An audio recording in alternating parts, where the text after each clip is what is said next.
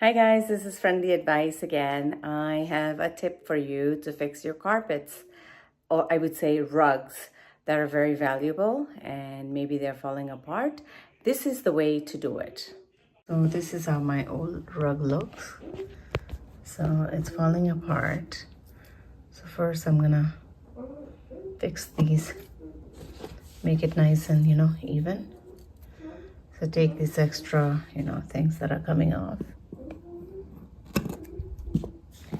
Clean it up, make sure nothing else is coming out, and then I'm going to show you what I'm going to do to fix it.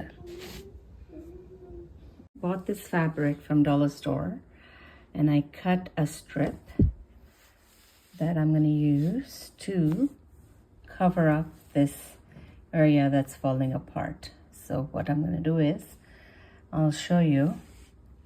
I'm going to first sew the fabric in the bottom, and then I'm gonna bring it on top. So I'm gonna make like this, so it's gonna become all nice and covered up. So that's what you have to do to sew it up, and I'll do it right now and show you how it works. This is how I fixed the rug, very beautifully. So you can do it too. So use this tip to fix your old rug. So here you go, guys. I have fixed my carpet.